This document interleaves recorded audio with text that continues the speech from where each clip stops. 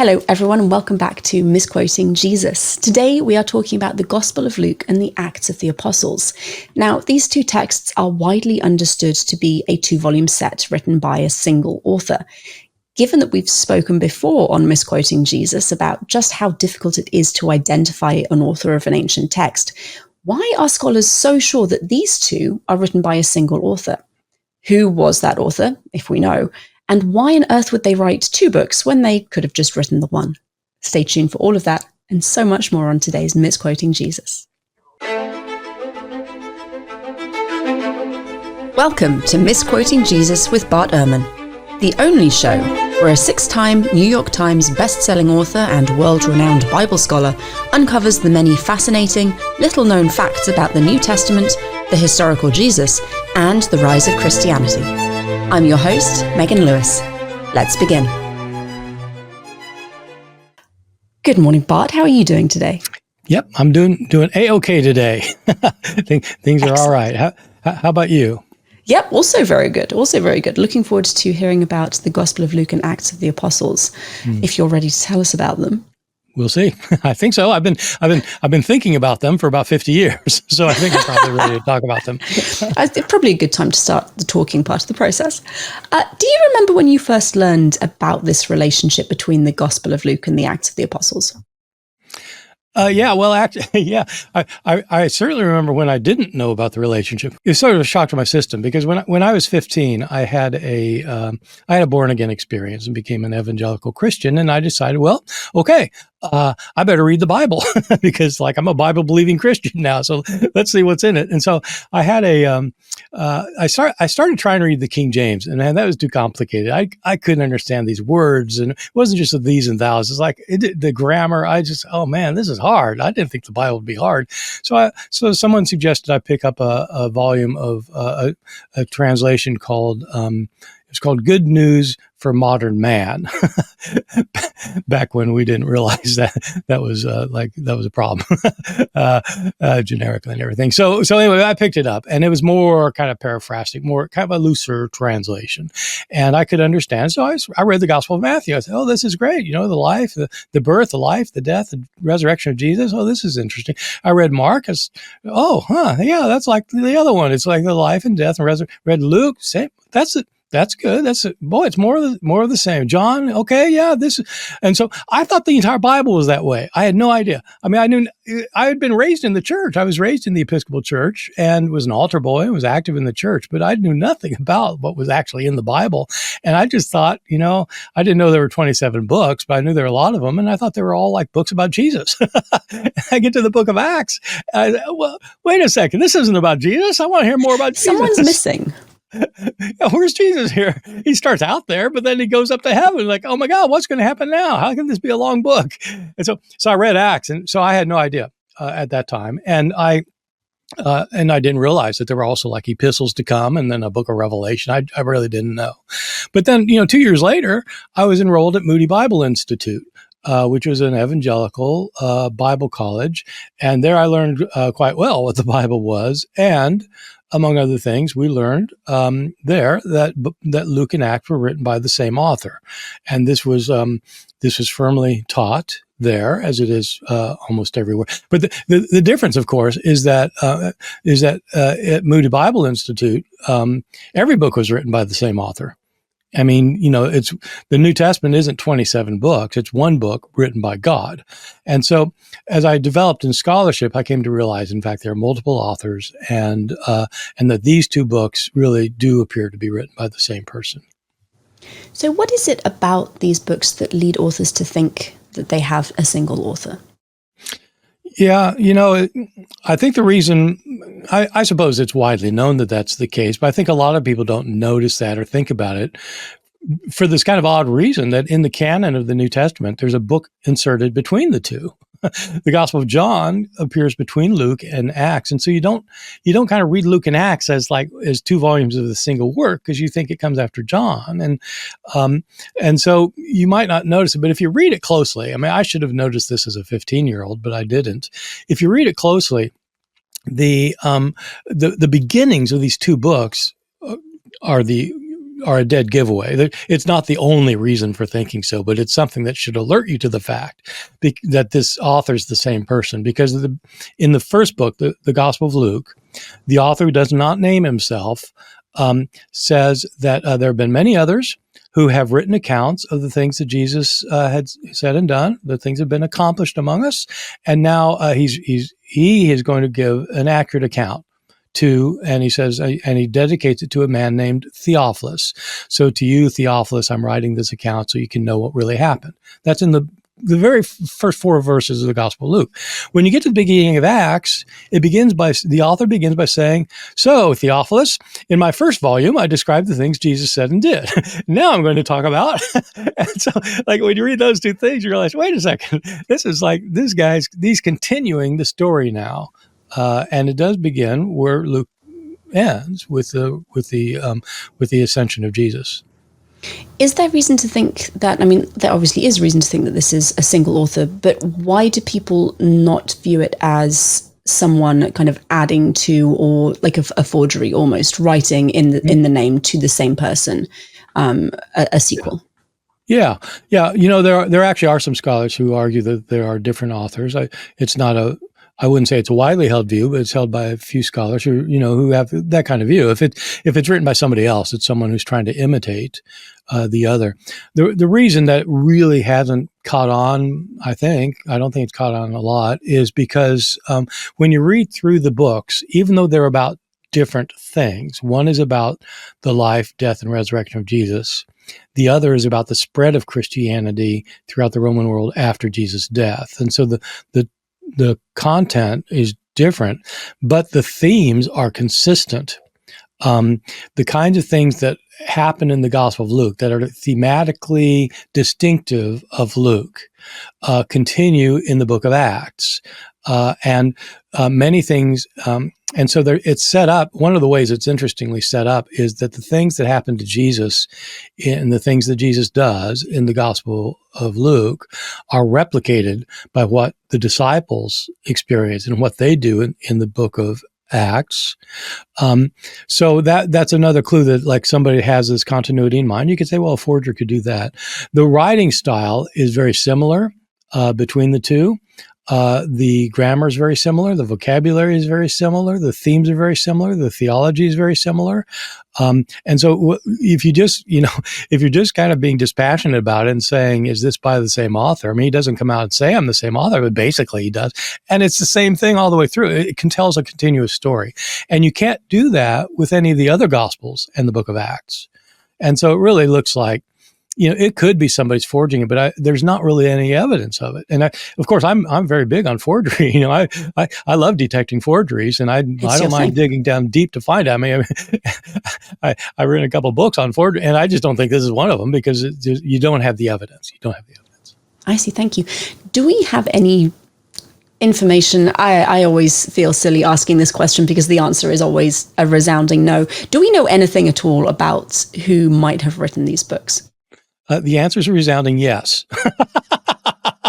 What? Yeah, well, I need confetti or something. That's amazing. No. I'll take it.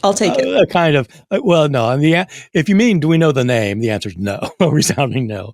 If what kind of person is this? What do we know about this person? There are several things. One thing, it's a person. Whoever's writing this is actually claiming to be somebody he's not. You wouldn't know this from the Gospel of Luke, but in the book of Acts, this author, who is describing the spread of Christianity and whose major character in Acts, for most of the book of Acts, his major figure, his hero, is the Apostle Paul. On 4 occasions, this author implicitly indicates that he was one of Paul's companions, because there are 4 passages where the author starts talking not about what Paul and the others were doing, but about what we were doing. And so these are called the we passages in Acts. And I don't think we're going to get into that at any depth here, but I'll just say it's an implicit claim that this person was a traveling companion of Paul.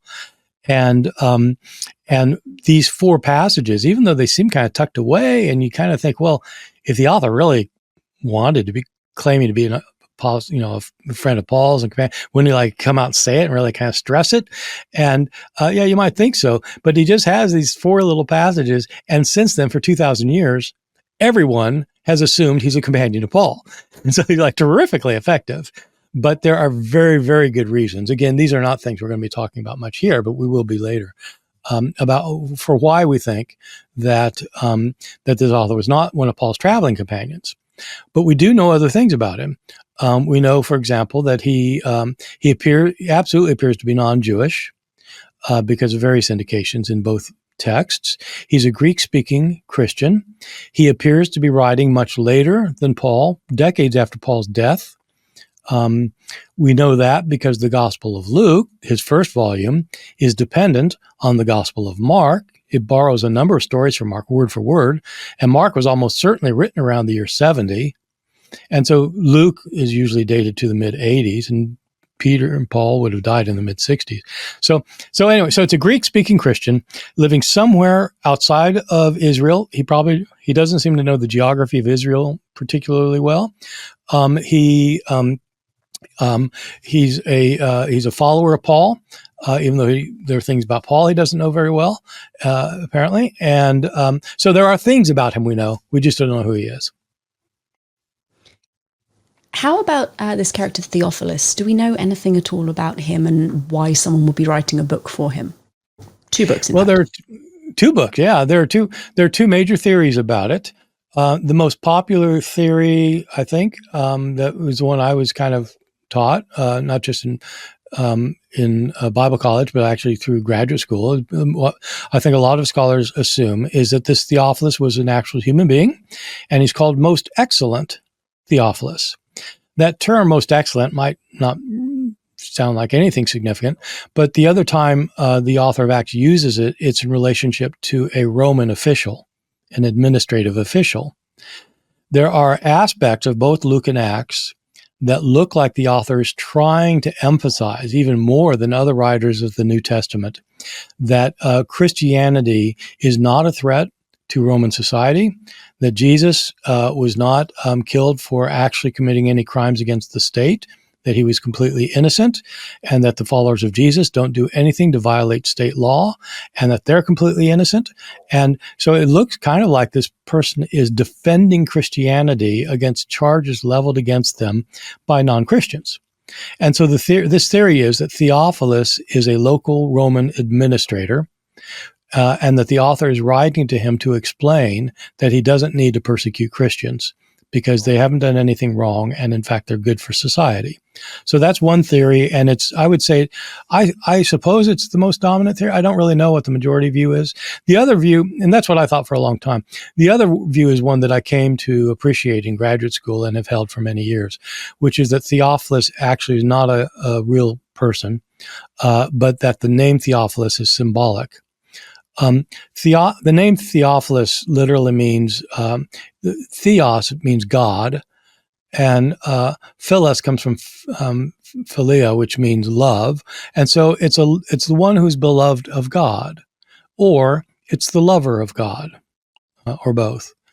I don't think there's any way an author living in the 80s would think that a Roman official is going to pick up this massive 2-volume book and read it to become convinced that Christians are innocent. Like, that's just so implausible, I think.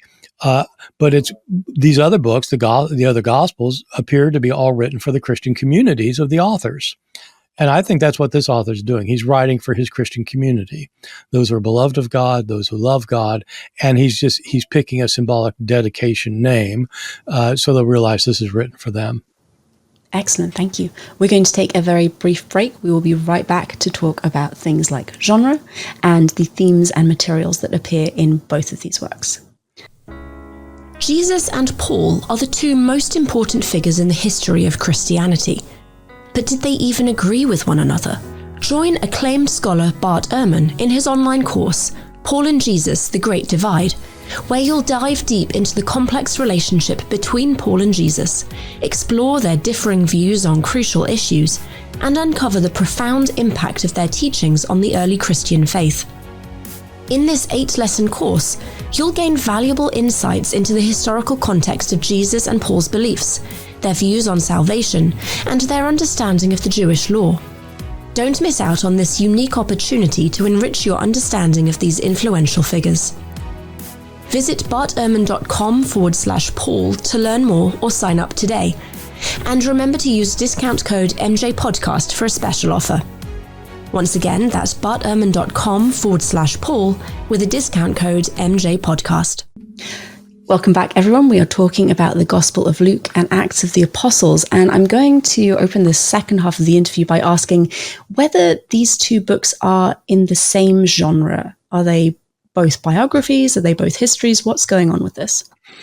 Well, there are a lot of debates about the genres of the Gospels generally. Or I guess I should say there used to be a lot of debates. I'd say most scholars today would say that in terms of genre, in terms of kind of writing, the Gospels are like ancient biographies. They're not like modern biographies where you get lots of names and dates and you get a lot of research and you see kind of the psychological development of the figure and the person, from their influential, teachers and things like that. It's not like that. Ancient biographies were done very differently, but we have a number of ancient biographies by authors like Plutarch and Seneca who were living right around the time when these books are being written. And so these look like biographies, accounts, lives of an important, in this case, important religious figure, Jesus. So the Gospel of Luke goes from his birth to his death and resurrection. And so it's an account mainly of his ministry and then his death and resurrection. And that, in terms of genre, it looks like an ancient biography. The book of Acts is not a biography because it's not about an individual. It's about the spread of Christianity. It does have individuals at the heart of it. Peter is the main figure in the first 12 chapters of Acts. Paul, who converts in chapter 9, begins to be the key figure starting in chapter 13, and for the rest, the other 2/3 of the book. But it isn't really a biography of Peter or a biography of Paul. It's about how the Christian church came into being. And so the thing that's most like that in the Greek and Roman worlds are histories of peoples, or histories of a city, or history of a state, or history of an ethnicity or something. And so it's like that. And those are sometimes called general histories. And so it looks like they're different genres. Even though they're dedicated to the same person, probably written by the same person, one is a biography and one is a general history. That's interesting. So the books are aimed at the same people. They have a lot of continuity in terms of theme, which we'll get into a little bit later, but they're different genres. Why do people think the author chose to switch genres between the volumes? Yeah, it's an interesting thing because there aren't a lot of books like that in the ancient world, 2-volume works where the 2 volumes are different genres. We have lots and lots of multi-volume works from the period. Josephus, we have a 20-volume Antiquities of the Jews, and we have a 6-volume account of the Jewish War, and we have, just people write multi-volume works, but 2 genres, what? And I think the reason is pretty obvious, actually, although I'm not sure a lot of scholars even talk that much about it, but it seems kind of obvious to me.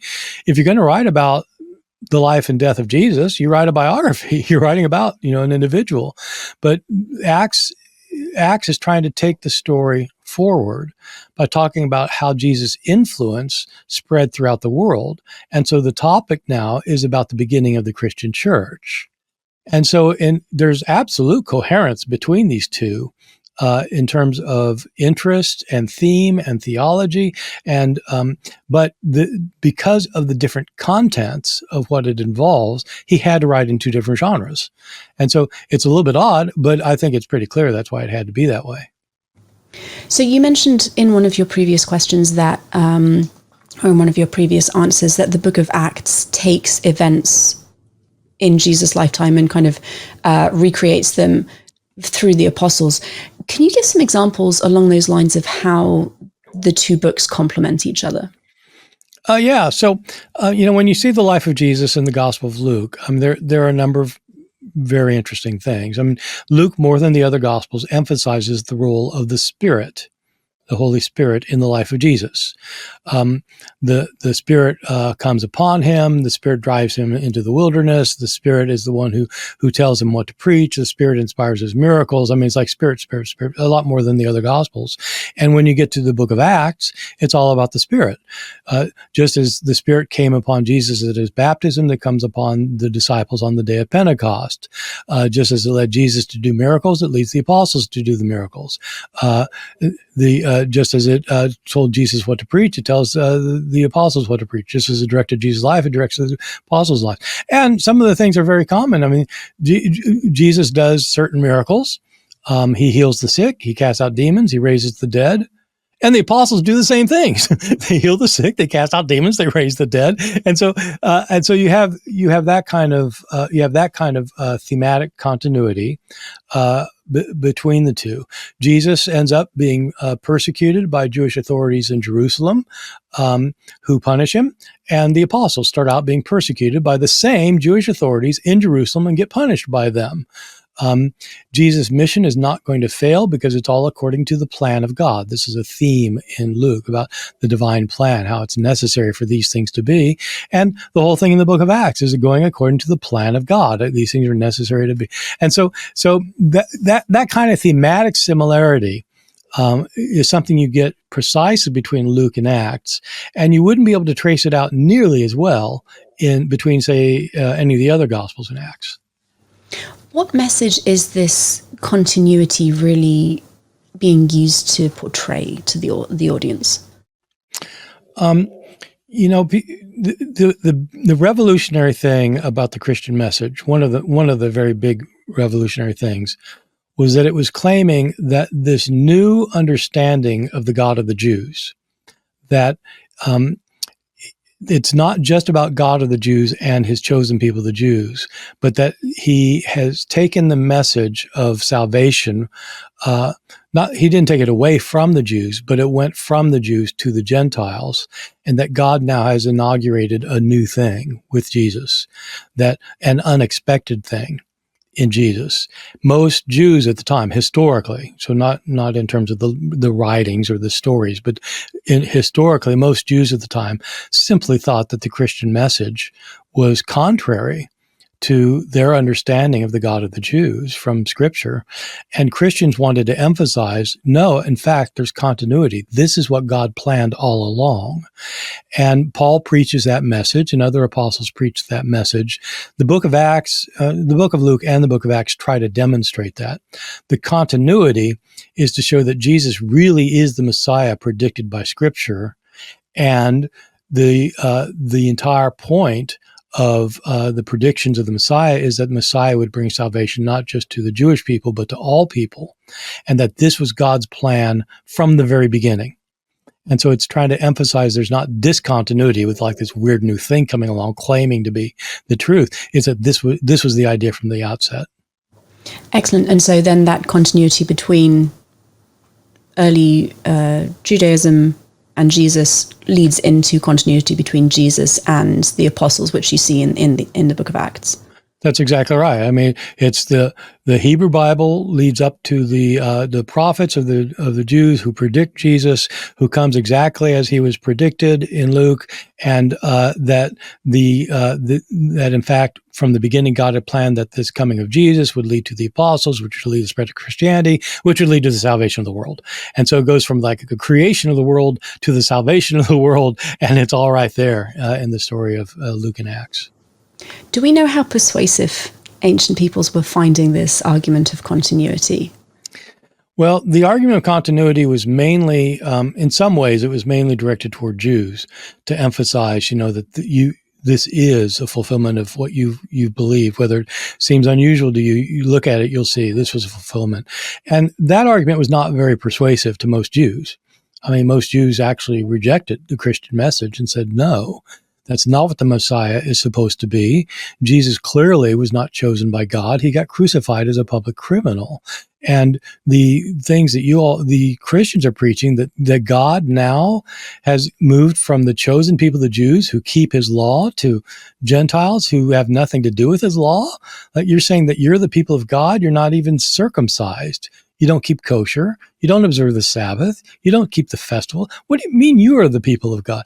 And so most Jews rejected this message, but it did become a kind of a rallying point for Gentiles who then identified with the God of the Jews and realized that, in fact, they were something special. In the history of the world had been pointing to them. And so for some reason, reasons we can speculate about, Gentiles found this message more persuasive than the Jews to whom it was directed. Can you share some of those speculations with us? Why were Gentiles finding this persuasive and important?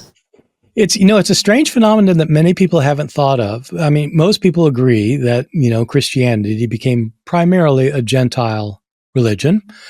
I think most scholars think that didn't happen until the 2nd or 3rd centuries, and I think that's just wrong. I think by the end of the 1st century, the vast majority of people who are converting to Christianity are Gentile. But from one perspective, it seems a little bit weird that Gentiles would convert more easily than Jews, because for Jews it's a one-step process, and for Gentiles it's a two-step process. All Jews have to do is agree that Jesus is the Messiah, because they continue worshiping the God of the Jews, and they continue believing the Hebrew Bible, and they have one thing to do: agree that Jesus is the Messiah. But Gentiles, man, they have to go back to the beginning. These are polytheists. They have to give up all their other religions just to believe that there's only one Almighty God. That's a huge step. And then once they got that, then they have to agree that Jesus is the Messiah. So why would 2 steps be easier than 1 step? It seems like it'd be twice as hard, but it's like 100 times easier, apparently. And I think it's because for Jews, this was just a huge stumbling block. As Paul says in the book of 1 Corinthians, that the crucifixion of Jesus is the stumbling block. Jews simply are not going to accept that a crucified criminal is the savior of the world sent by the God of the Jews. Are you crazy? But Gentiles didn't have that reaction, because so what happens is the Gentiles become convinced that the God of Jesus can do greater miracles than their own gods, that the God of Jesus is more powerful than all their other gods, that they come to believe that. Once they believe that, then it's not a problem thinking Jesus is the Messiah. And so the trick is getting them to give up on their polytheism. Once that happens, it's easy to think about Jesus as the Messiah, because they don't have the stumbling block that Jews have. Excellent. Thank you. So my final question, just to wrap up the interview for today, you mentioned in one of your earlier answers that you don't think the author of Acts and the book, the Gospel of Luke, was actually a traveling companion of Paul. So if he wasn't, where do you think he got his information from? Yeah, well, it's an important question, because he records the life of Jesus from his birth to his death and his resurrection, and then he records the history of Christianity from the beginning. It's our first and only history of Christianity for hundreds of years, and he begins with the very beginning of the church and goes up for the next 30 years, with most of that time being taken up with Paul. So the question is, where's he getting his information from? If he had been a traveling companion of Paul, then you could see where he'd get a lot of that. But so where's he get his information? And the answer seems to be that he has sources of information for all of these things. There are very good reasons that we'll talk about in other episodes about why he wasn't Paul's traveling companion and why some of the things he says about Paul were wrong. But he certainly knows things about Paul and Paul's life. A lot of the general things he says about Paul were right. And a lot of things he says about Jesus are the things found in other Gospels. So it's usually thought that in terms of the Gospels, this author had access to earlier sources of information.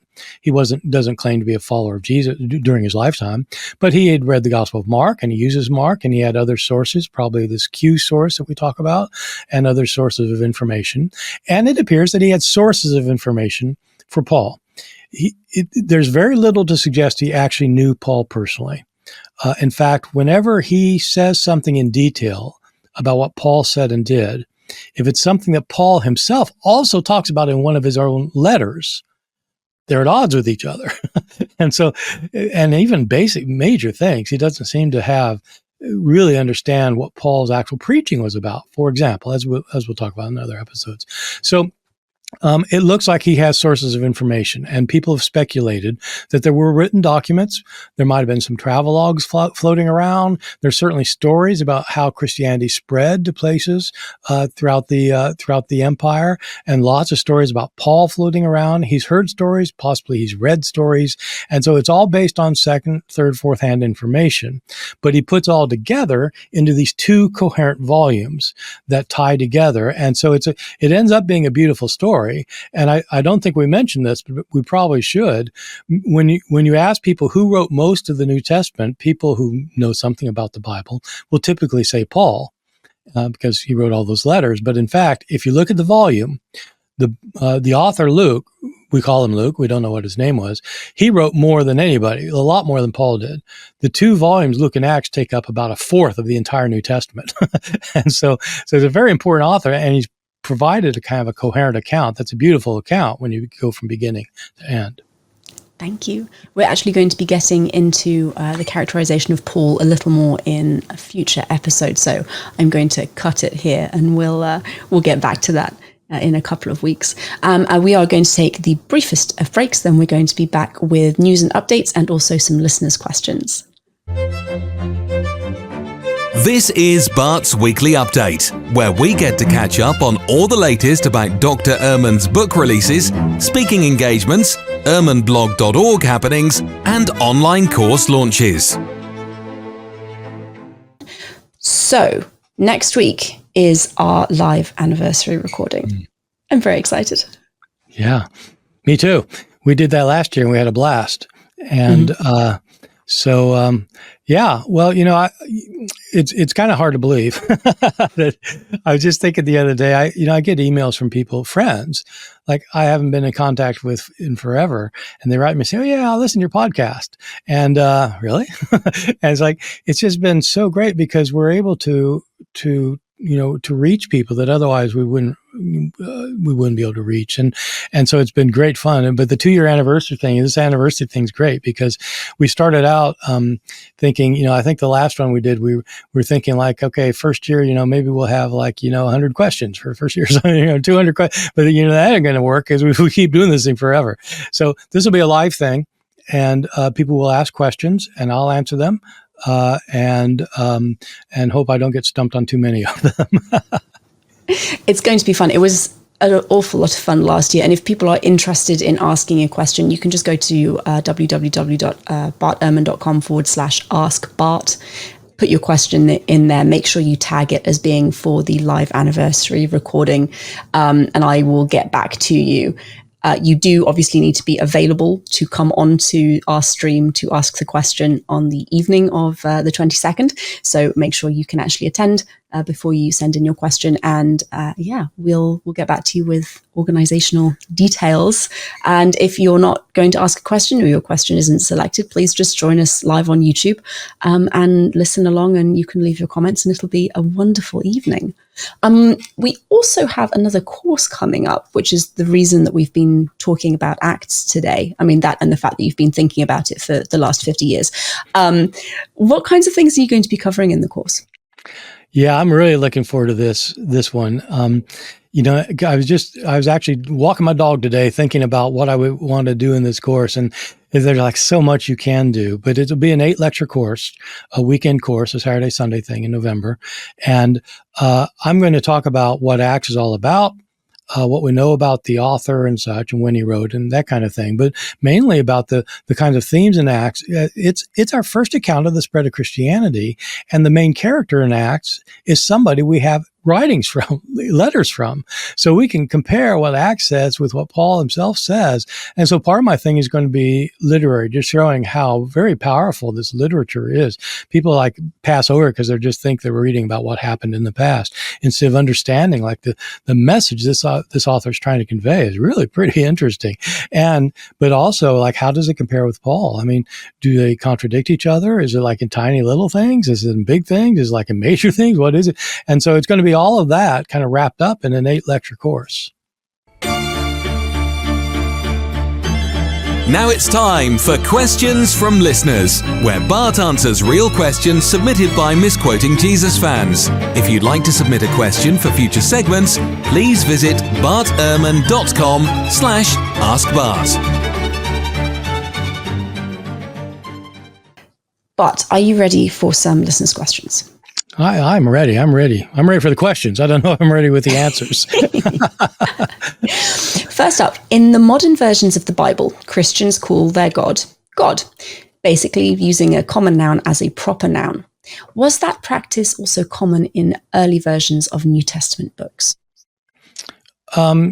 Yeah. So the word for God in Greek is ha theos. The ha is actually the definite article, the. And so if you want to, normally they call like God, capital G God, ha theos. Theos is God, like in theology, the study of God. And there's not a personal name for God used in the New Testament. When they refer to God, capital G God, it's God. God has various designations. The Father Almighty, the Lord Almighty, etc. But there's not a personal name. In the Hebrew Bible, there's a personal name. The name Yahweh is, it's the tetragrammaton, the 4 letters. In English, it'd be YHWH, and I'm not sure how it's pronounced. We think it's something like Yahweh. That's actually God's personal name. But in the New Testament, they don't use that name and it's kind of a tricky issue because Yahweh in the Old Testament, if you read it in English Old Testament and you read the word Lord, L-O-R-D, the L capitalized L-O-R-D, it's the Hebrew word for Lord, like master.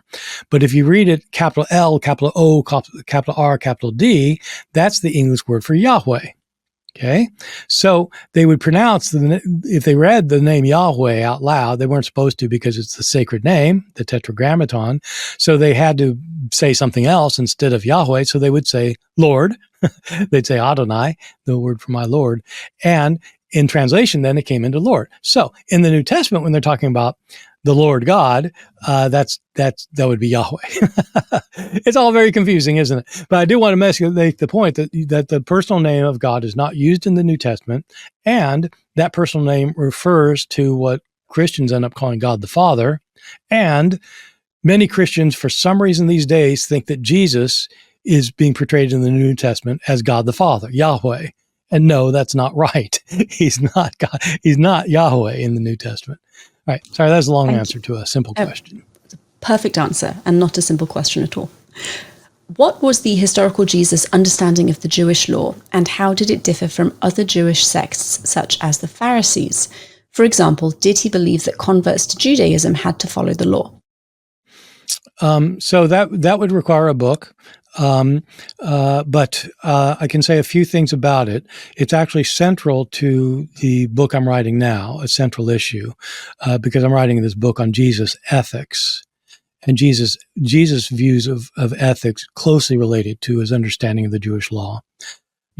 Every Jew that we know of from Jesus' time understood that God had given the law to Moses, but different groups had different understandings of what the main emphasis of the law was, what the point of the law was, what God expected with Jews with respect to the law.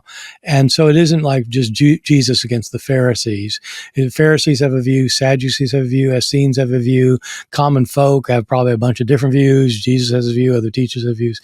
Jesus' view of the law appears to be that the main point of the law is that you are supposed to love God with all your heart, soul, and strength, which is found, it's like a summary of the law in Deuteronomy chapter 6, and that you are supposed to love your neighbors yourself. Leviticus chapter 19, verse 18, that the entire law is summed up in these words. You should love God with everything you've got, and you should love your neighbor. In the Old Testament, that means your fellow Israelite, as well as you love yourself. If you feed yourself, you should feed your neighbor. If you clothe yourself, you should clothe your neighbor. If you house yourself, you should help the homeless. You love them like the way you love yourself. You treat yourself, even if you don't like yourself, you treat yourself well. If you don't like your neighbor, you ought to treat your neighbor well. The difference with Jesus is that Jesus thought your neighbor was not just your fellow Jew. It was anybody who's in need. So Jesus emphasized that, and he thought that if love of God or neighbor ended up making you violate one or another of the other laws, that love triumphs. Love trumps the other laws. People like the Pharisees were very devout people. They were not born to be hypocrites. They didn't have to, I tell my students they didn't have to take a Hippocratic oath.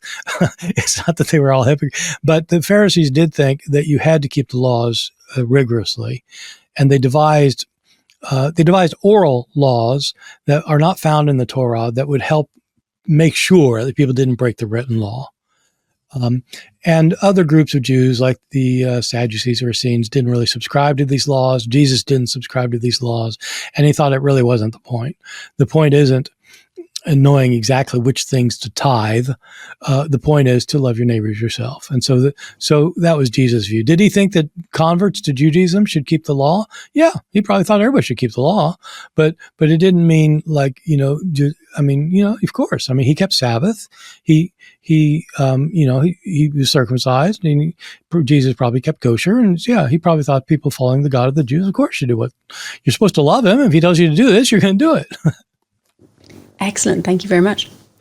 We know that Gnostic Christians had disagreements with other sects of Christians, but do we have examples of one Gnostic group arguing with another Gnostic group? Oh, now that's a very good question. One Gnostic group arguing with another Gnostic group. Nothing comes to mind because we have so few, we don't have things like essays and treatises by Gnostics for the most part. Most of our Gnostic writings are of a different kind of thing. We do have Gnostic writings that are attacking other kinds of Christians. There are two of them in the collection called the Nag Hammadi Library. These are sometimes they're grouped together and just called the Gnostic Gospels, even though this discovery of texts, the discovery was made in 1945. Most of these texts are not Gospels, but they just call them the Gnostic Gospels sometimes. But we have two of these texts. One is called the Apocalypse of Peter. And that Apocalypse of Peter attacks Christians with false views. But the Christians that it attacks are not fellow Gnostics. They are the Christians that we would call the proto-Orthodox, the Christians who are supporting views that became standard Christianity. They are attacked by the Gnostics, for example, for believing in a dead man, and for having theology that was completely inadequate. So I don't know of attacks by Gnostics on other Gnostics. There may be some out there I'm just not thinking of right now. Thank you. And final question for today. In the Hebrew Bible, many men have multiple wives. Was this still happening by Jesus' time? If it was, we don't hear about it, to my knowledge. Certainly not in the major writings of Judaism at the time. Judaism had by this time become monogamous in its understanding of marriage. Some Jews were not married at all, of course, Jewish men. There were Jewish men who weren't married for various reasons, but we don't have records of, that I know of, that I can think of people having multiple wives. And so that appears to have been, you find those traditions, especially in the older traditions of the patriarchs. But in later Jewish tradition, in the Hebrew Bible, like when you get to the prophets, that's not a practice that we hear about. At least as a legitimate practice. Whether people are doing it's another question. I don't know about that. But yeah, it was not acceptable practice. Thank you so much, audience. Thank you all for your questions. As always, fantastic, spot on. Now, Bart, before we finish for the week, would you mind just summarizing what we talked about today?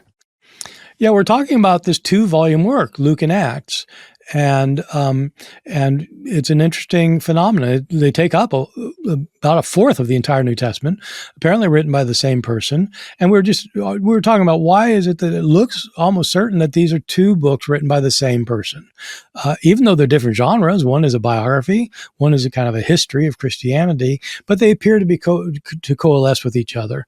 And so that was the topic of our conversation today, and it'll be the major topic that I deal with in this future course of mine that I'll be doing. Audience, thank you all for listening. I hope you enjoyed the show. If you did, please subscribe to the podcast to make sure you don't miss future episodes. Remember, you can use the code MJPodcast for a discount on all of Bart's courses over at www.bartehrman.com. Misquoting Jesus will be back next week. Bart, what are we talking about next time? Yeah. Well, next week is a bit of fun. We're going to do a live show. Everybody is welcome to come, and everybody's welcome to submit a question. This will be all Q&A. People will submit questions, and we will choose. I won't choose. I'm not going to know what the questions are. Megan will choose which questions we'll be asking, and the people whose questions are selected will themselves have the opportunity to ask me directly, and I will try to answer them directly. It'll be a lot of fun. Please join us then. Thank you all, and goodbye.